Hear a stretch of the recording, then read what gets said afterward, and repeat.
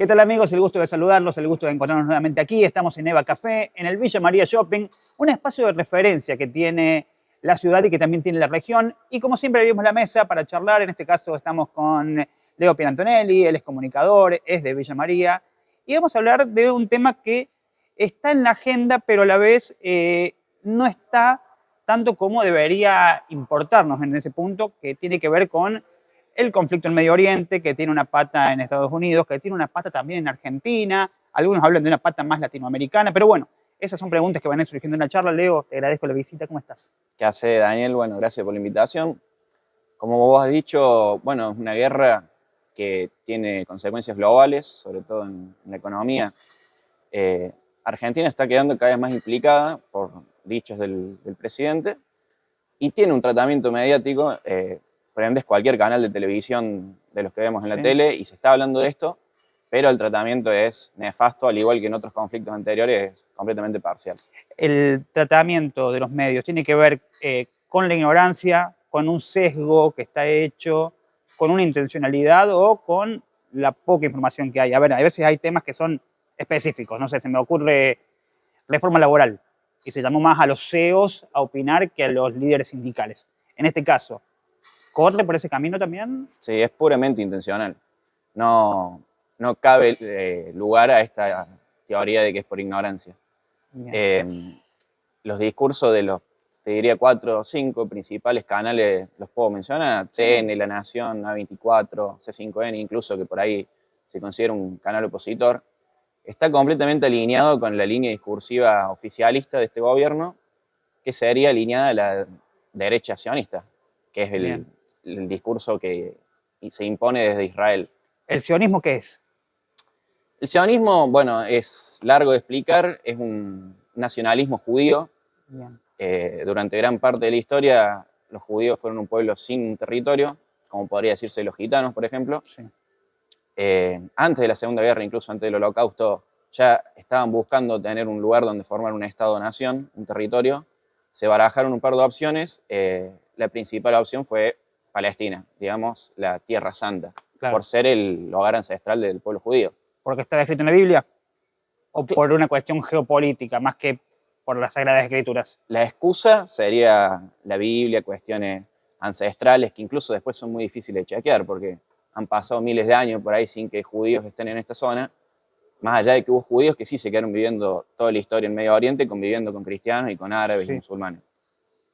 La realidad es que Occidente, Reino Unido en su momento, terminó dando el visto bueno a esta inmigración en masa de judíos al Levante, a Medio Oriente, justamente con una mirada colonialista de tener un enclave ahí occidental entre medio de países musulmanes. Claro.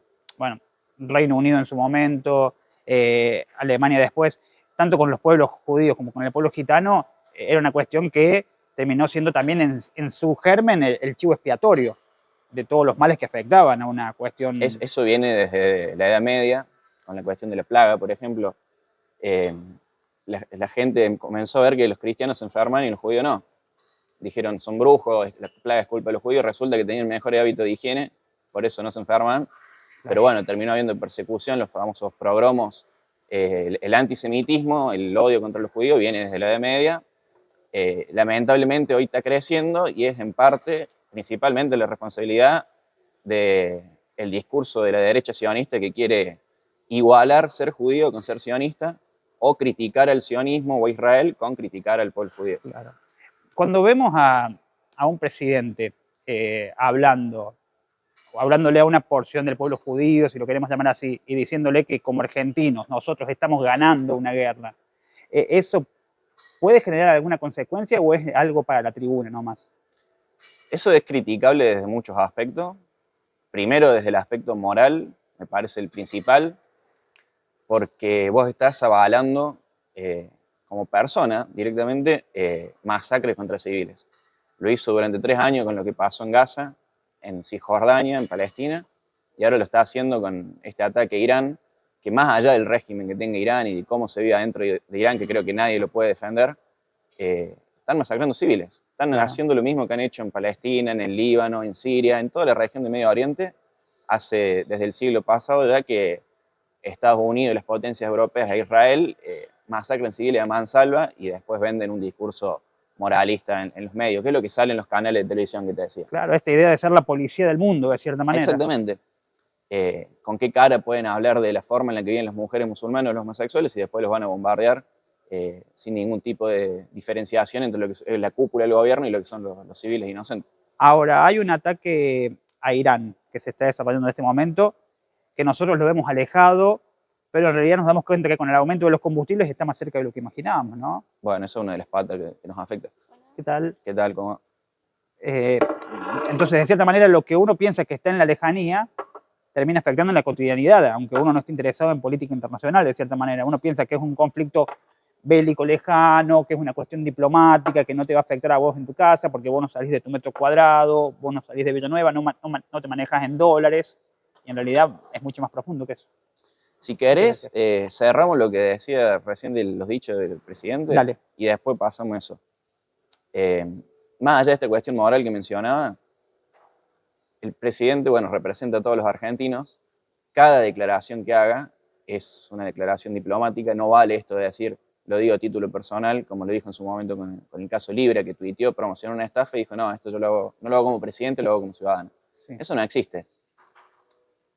Argentina no está oficialmente en guerra con Irán porque eso tendría que pasar por el Congreso. No bastan las declaraciones de Milei, pero tienen un peso enorme. Puede ser en parte para la tribuna. Yo creo que realmente el presidente tiene un fanatismo que no responde a ninguna lógica ni estrategia. Simplemente es lo que le pintó, de estar obsesionado con el judaísmo, con Israel, sí, con Trump y con Netanyahu. Argentina tuvo 2 atentados que se supone, es una teoría, esto lo digo porque más allá de lo que se diga como 100% seguro, sí, hay probabilidad de que haya estado financiado, pensado por Irán en su momento. Sí. Esto nos expone como blanco, los dichos de Milei. Sí. ¿Qué otra pata que te quería hablar? Como un blanco fácil. En su momento fue un blanco fácil. A ver, cuando esto salga emitido, van a faltar horas para que sea un nuevo aniversario del ataque que sufrieron en Argentina. Por ejemplo, el caso AMIA, ¿no? Vos tenés a Cuño Libarona, que fue ministro de Justicia hasta hace unos días de Milei, se retiró, fue felicitado por la DAIA, que es una organización judía de Argentina. Resulta que ese tipo estuvo condenado por encubrimiento en el caso AMIA. Claro. La causa AMIA es recontra turbia. Yo creo que nunca vamos a ver realmente como público, sí, quién fue el verdadero responsable de ese atentado. Y la DAIA fue parte del encubrimiento del atentado. No sé, es fuerte lo que estoy diciendo, pero claro, cualquier analista serio opina más o menos lo mismo.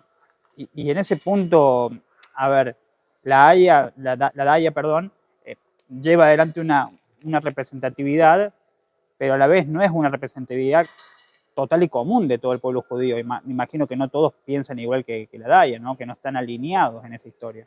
Por supuesto que no. Vos tenés, por ejemplo, judíos sionistas. Esto sería que defienden el derecho de existir de Israel y quieren que sea ahí donde está actualmente, pero que no avalan el genocidio, el apartheid que hay en Palestina. Después tenés judíos incluso que no son sionistas, algunos por cuestiones religiosas, que son los ultraortodoxos, sí, por mambos suyos, digamos, religiosos, ellos consideran que Israel no tiene que tener una tierra. Claro. Tenés judíos no sionistas por ser progresistas, por ser de izquierda quizás, que claro, están en contra del colonialismo. Tenés un montón de, como cualquiera, digamos, o sea, cada sí, individuo en realidad es dueño de su pensamiento, no valen las generalizaciones, y eso es lo peligroso que hace el sionismo de derecha, que hace la DAIA, que hace el gobierno, que hace Milei, que es querer igualar su ideología colonialista y racista con el pueblo judío. A ver, yendo a lo meramente estratégico, si lo pensamos de alguna manera, Estados Unidos como potencia se financia más de la guerra que de los campos, que de la industria. Creo que, de cierta manera, algunos incluso pensadores decían que necesitaba el conflicto bélico constantemente porque eso lo mantenía como un espacio o como una potencia. Argentina, ¿qué beneficio recibe apoyando a Israel? ¿Qué beneficio recibe? Hablo de social, económico, sí, sí, sí, un capital cultural. Desde una mirada estratégica. Desde una mirada estratégica, decir, bueno, yo me pongo en contra de esto porque también recibo, no sé, apoyo esta cuestión contra Maduro, para no ir muy lejos, porque a mí me va a favorecer en la cuestión petrolera. O lo mismo con la cuestión de los judíos, de los iraníes, la cuestión persa en sí, porque hoy es Irán, hace un poco más atrás fue Irak. ¿Hay algo que vos digas, bueno, de este conflicto en el que nos metemos o donde apoyamos, me termino llevando un rédito que me va a favorecer a mí en la imagen pública que voy a tener de cara a 2027, por ejemplo? Yo creo que no hay ningún tipo de rédito, estratégicamente hablando. Argentina en todo caso le convendría apostar a algo más multipolar, neutral, negociar con quien haga falta, negociar con China si hace falta, negociar con Medio Oriente, con Estados Unidos. Por eso decía que lo que hace Milei yo creo que responde más a un fanatismo propio suyo, que termina siendo un títere de intereses extranjeros. Y él mismo lo ha dicho, él dijo, soy el presidente más sionista del mundo. Sí. Eso creo yo, merita un juicio político directamente porque está reconociendo que sus intereses no son los de Argentina, sino los de otro país. Claro. Se está considerando más sionista que el presidente de Israel, incluso. Y el presidente de Israel también es una figura conflictiva en sí misma, ¿no? Sí, el primer ministro sería en realidad Netanyahu. Bueno, vos me preguntabas por Estados Unidos, que vive de esta maquinaria de guerra. En parte sí, o sea, la industria, detrás de cada guerra hay un negocio. Claro. Hay venta de armas, hay búsqueda de recursos. En su momento que dijiste la invasión a Irak, la excusa cuál era, encontrar armas de destrucción masiva, supuestamente, claro, que nunca se encontraron. Lo mismo pasó en Libia con Gaddafi. En su momento lo convencieron, digamos, Occidente lo convenció de no seguir en su plan de armamento nuclear. Sí. Gaddafi cedió y después tuvo la Primera Guerra Árabe, la revuelta, el derrocamiento. Entonces lo que hace Estados Unidos e Israel termina siendo un incentivo en realidad para estos países no alineados de desarrollar su armamento nuclear, porque vemos el caso de Corea del Norte, sí, es lo único que los salva de una invasión, llegado el momento. Claro. Y pensaba en Gaddafi, hay un discurso histórico que da Gaddafi, creo que en la ONU, respecto a el hecho de no querer subyugarse a políticas imperiales o todo esto. Y también pensamos en el papel o el no papel que cumple la ONU en todo esto, ¿no? De espectador, puramente de espectador. Porque es básicamente, chicos, por favor, no peleen. Y la verdad es que siempre se lo he criticado, pero poco se ha accionado respecto a las Naciones Unidas, ¿no? Vos tenés Naciones Unidas y otra serie de organismos internacionales, ONG, que algunos han condenado, digamos, lo que ha pasado en Palestina, por ejemplo, otros no lo condenan, pero acción realmente no hay ninguna. Como dijimos, Estados Unidos e Israel están actuando como policía del mundo y encima un policía malo, cruel y brutal. Lo que hicieron con Venezuela, por ejemplo, violando cualquier tipo de soberanía, de leyes internacionales, más allá de lo que uno puede pensar del régimen chavista, al final terminó pasando lo que se decía desde los sectores críticos. Controlan el petróleo, pero el chavismo sigue. Claro. Sacaron a Maduro, pero el chavismo sigue. No hay un cambio de régimen. Hay un libro de un escritor italiano que es Giovanni de Lampedusa que dice, si queremos que todo siga igual, tenemos que cambiar todo. Y básicamente fue eso, ¿no? Cambiar todo, generar un esquema donde haya un rupturismo, pero en realidad el chavismo sigue en el poder. La que había ganado las elecciones o el candidato, el delfín que tenía María Corina Machado, tampoco ejerce, sino que incluso se van a presentar a elecciones. Terminó siendo decisión de Trump. No le cayó bien no Machado. Le cayó bien, entonces no debería preocuparse tanto por la paz ahora, cuando no recibió el Nobel, que fueron palabras de él. Pero lo que a mí me lleva a preguntar en base al sometimiento que tiene Latinoamérica es en este punto, porque lo vemos en este grupo que se formó hace un tiempo atrás, en donde... la Junta de la Paz, ¿decís esa eso? Misma. A ver, el sometimiento que tienen los países latinoamericanos, la doctrina Monroe, o la doctrina Monroe, como le quieras llamar, o el hecho de que Estados Unidos sepa que si un día está interesado por bienes propios de Latinoamérica, sabiendo cómo se encuentra Latinoamérica, le va a ser mucho más fácil. Vos lo podés ver desde dos miradas, creo.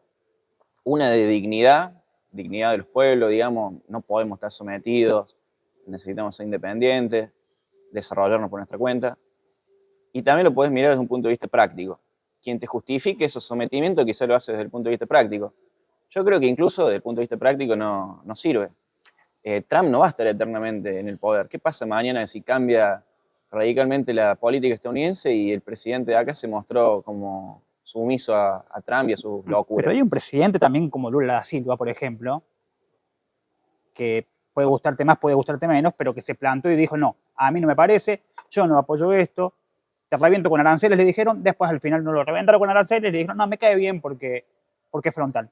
Entonces, Sí. es decir, se puede seguir siendo un presidente y defender los intereses propios de un país sin bajarse los pantalones, de cierta manera. Además, justamente el caso de Lula creo que es totalmente identificable su ideología, su posicionamiento y además es un tipo práctico. Pero bueno, ya hay límites obvios que no, donde no se puede transar y acá en Argentina ya no están existiendo. O sea, la vara se borró completamente.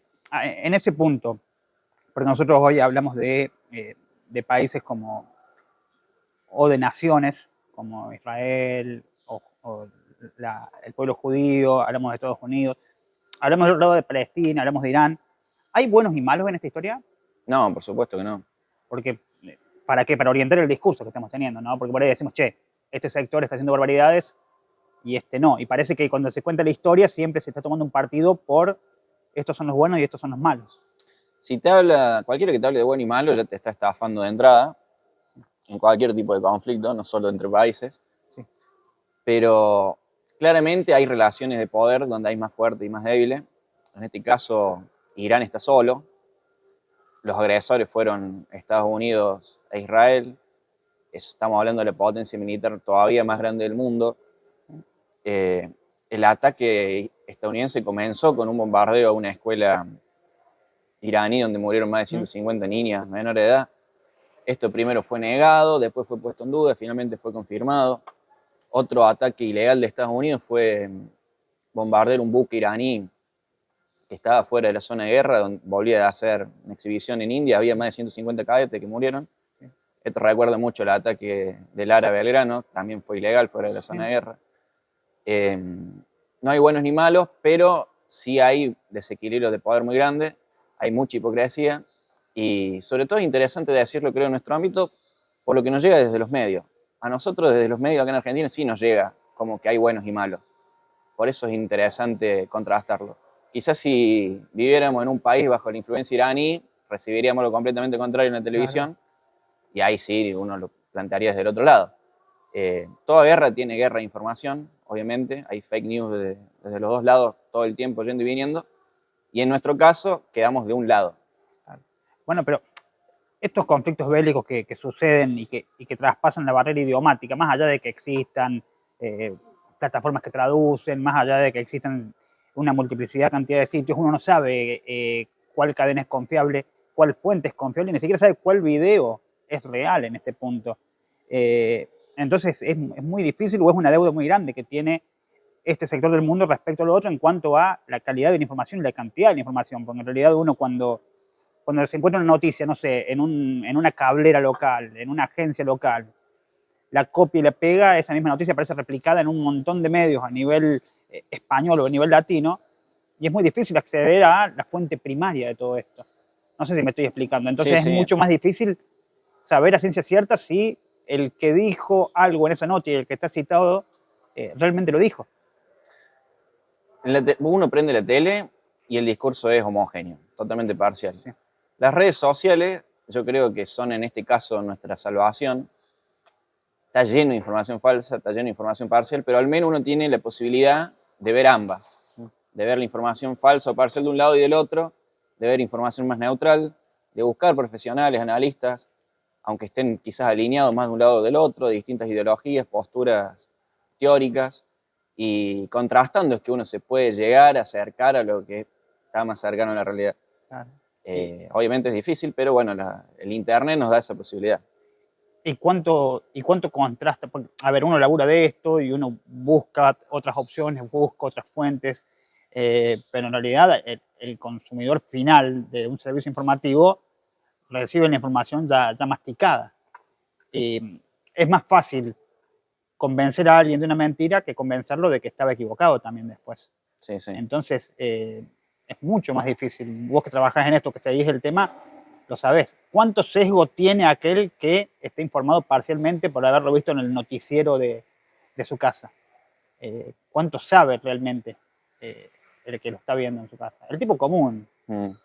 El tipo común que se entera por arriba de las cosas. Si se informan por los canales televisivos argentinos, están en el horno. Que no existen otros a veces. Porque bueno, vos vas a redes y en redes también, los Sí. principales streaming o lo que vos quieras, Hay un, retroalimentan de cierta manera lo mismo. hay un par de canales que dan informes internacionales por ahí sin tanta opinión, que simplemente dan datos. Hubo un bombardeo en tal lado, no sé, Israel bombardeó la Franja de Gaza, murieron 300 personas, entre ellos 200 niños.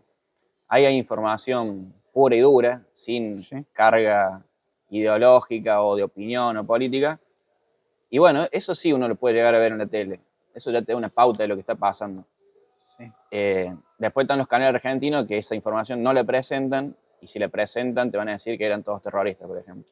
Después surge capaz que este sentimiento, no sé qué tan inserto está en Argentina, yo creo que está más inserto en los políticos, quizás en el Congreso, en los medios, que en el pueblo, de que los musulmanes son todos terroristas, por ejemplo. Pero eso, bueno, creo que desde el 11 de septiembre, el tradicional 11 de septiembre para acá, todo musulmán es terrorista. Todo aquel que se llame Mohamed ya es sospechado, ¿no? Bueno, eso es una construcción mediática, adrede, no es casual. Vos decís que tiene que más que ver con los medios y... Los medios y los gobiernos Claro. Construyen esa narrativa para que después uno no sienta pena si bombardean una escuela llena de niños porque son musulmanes, justamente es parte de eso. Claro. Aún así, lo vimos estos 2 años desde que empezó la masacre en Gaza, hubo protestas masivas en todo el mundo. Las Claro. hubo en Estados Unidos, por ejemplo. El pueblo estadounidense, en su gran mayoría, está cansado de enviar gente y recursos a Medio Oriente a pelear guerras que no son suyas. Trump vino a cambiar, en cierta forma, según había dicho, esta política exterior. Él vino a terminar guerras, terminó iniciando varias, Claro. y ahí se termina viendo también un sometimiento de Estados Unidos a los intereses israelíes. Y ahí también se engloba otra cuestión, que es que no todo el pueblo estadounidense es una masa que apoya la cuestión del imperialismo, ¿no? Y eso no es un dato menor. Saber que una guerra le cuesta personas, le cuesta una cuestión de dinero también, y que la economía no está en un momento brillante a nivel estadounidense como para financiar estas cuestiones. Lo que se plantea siempre en los congresos, los congresales, es la cantidad de pérdidas que se generan por todos lados, ¿no? Y también entender que Estados Unidos no es solamente el pensamiento de Trump y que es una fotocopiadora, Estados Unidos mismo, ¿no? Como cualquier pueblo. O sea, cualquier país va a tener gente que va a apoyar las medidas y gente que no. No sé cuál será Sí. el nivel de porcentual de... A ver, o sea, es obvio, pero a veces no nos parece tan obvio. A ver, uno lo dice en palabras, pero en realidad el discurso, ¿cuál es? El yanqui es malo. El yanqui es malo Y es imperialista. y nosotros no decimos que Estados Unidos, no decimos que el gobierno de Donald Trump decidió atacar a X nación. Decimos que Estados Unidos decidió. Y ese Bueno, poder discursivo eso es no es menor. porque es la tradición estadounidense desde que se creó. O sea, es imperialista, no es el gobierno de Trump. Los Claro. demócratas que generalmente se venden al público como el ala progresista que gobierna Estados Unidos, que se va turnando con el ala conservador y más cruel que sería la republicana, se han cansado de bombardear gente en Medio Oriente y en todo el mundo. Bueno, tenemos el recuerdo de Obama, ¿no? Que recibió un Nobel de la Paz y que también, creo que fue el conflicto con Pakistán en el que estuvo él, o con Afganistán. Afganistán, sí. Bueno, ahí tenés otro fracaso estadounidense, como lo fue Vietnam. Décadas teniendo gente en el territorio montañoso, nunca lo pudo controlar, se fue sin pena ni gloria y nomás asumieron los talibanes. En Irán se teme que pueda llegar a pasar lo mismo si llega a haber una pelea terrestre, una invasión terrestre, porque es un terreno enorme, montañoso, un pueblo milenario y está exclusivamente preparado desde hace décadas, desde la Revolución Islámica, para afrontar esto, para afrontar un ataque de Estados Unidos. yo ahora te pregunto, en base a lo que estamos charlando, porque acá hay un tema que desapareció del mapa y que se sigue desarrollando, que tiene que ver con el conflicto ruso con Ucrania, Sí. con este conflicto bélico, con guerra, como lo quieras llamar, que parece que en realidad no sé si se le da vía libre, pero que si no, ya no está tan mal lo que hizo Putin, o Putin puede decir, mira, yo no estoy tan mal porque Estados Unidos persigue el mismo camino, nosotros somos comunistas, está por verse si son comunistas, nosotros tenemos esta ideología o esta idea de soberanía que tenemos que un espacio que nos pertenece, que lo tenemos que reclamar, pero desapareció completamente de agenda el conflicto de Ucrania con Rusia. No sé si por obediencia a una campaña mediática política respecto a defender estos intereses o por una cuestión de eclipsar un tema con otro. ¿Viste la letra de Los Redondos que dice pasó de moda el Golfo? ¿Sí? Como todo viste vos, bueno, refiriéndose también a la guerra del Golfo. Claro. Las guerras, cuando estallan, van a ser noticia 2, 3, 4 semanas seguidas, todos los días dándole en eso. Sí. Si no termina ahí y sigue, deja de ser noticia, como todo. Claro. Los medios, más allá de todos los intereses políticos que tengan, también van a responder a lo que le pide la audiencia. Si le deja de medir, quizás que dejan de transmitirlo. Y también hay otros conflictos que se dan entre los pueblos mismos de África, entre pueblos asiáticos en sí mismos. Bueno, me decís lo de Rusia con Ucrania. Está China con Taiwán. También. Lo que hizo Rusia, lo que hace Estados Unidos, sería el momento perfecto, por así decirlo, para que China finalmente vaya por la isla de Taiwán. ¿Qué le va a poder decir el resto del mundo? Es que abre una puerta que es difícil en ese sentido. Si uno ve el panorama internacional, esta cuestión de ocupación e intromisión en la vida política de cada país siente precedentes. Sí. Por eso se hizo la ONU, por eso hay tratados internacionales, hay leyes, hay una Corte Internacional de Justicia. Todas estas cosas se hicieron para tratar de evitar que algún día un loco tome el poder y le pinte invadir medio continente o medio mundo. Lamentablemente, vemos en los últimos años que esto cada vez más se viola, este tipo de leyes. Más o menos como decía en Argentina, que ya no hay vara, bueno, internacionalmente, lo que es el derecho internacional, tampoco hay vara últimamente. A ver, hablamos de, como para ir cerrando, hablamos de un color político que gobierna hoy el país, que apoya determinadas cuestiones, que ha viajado más veces a Estados Unidos que a Mendoza o a Córdoba incluso, pero también existe una oposición hoy política, mayoritaria, minoritaria, que parece atomizada, no parece atomizada. El sector político argentino, oposición, sea Unión por la Patria, como una gran cabeza primero, o Provincias Unidas, si lo queremos plantear, ¿ha reaccionado de cierta manera respecto a esto? ¿Hay expresiones respecto a esta cuestión? Mira, yo esto lo noté con todos estos últimos 2 años de genocidio en Gaza, que lo que sería la oposición peronista, por así decirlo, Unión por la Patria, ha tenido muy pocas declaraciones al respecto. Yo creo que más allá de todas las diferencias que tengan con el gobierno en la política doméstica, en el tema sionismo, Israel, no creo que estén tan lejos. No van a tener la postura extrema de Milei, pero bueno, la empresa nacional de agua de Israel, Mekorot, fue traída a Argentina por Guado de Pedro, que es uno de los referentes, por así decirlo, de Unión de la Patria. Sí. No sé si te referías a la postura con Estados Unidos, con Israel.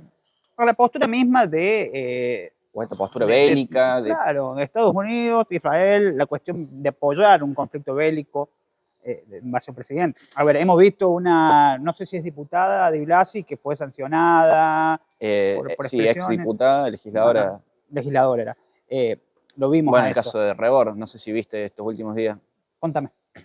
Rebor, bueno, es un periodista, Sí. influencer, lo que sea, hizo una especie de editorial donde se preguntaba por qué Milei fue más veces a Israel que a las provincias de Argentina, por qué se presentaba como el más sionista del mundo, por qué cuando hubo incendios en la Patagonia, la preocupación del gobierno, antes que apagarlos o investigar quién fue salir a decir no fueron los judíos, que era un dicho, digamos, antisemita que se estaba corriendo.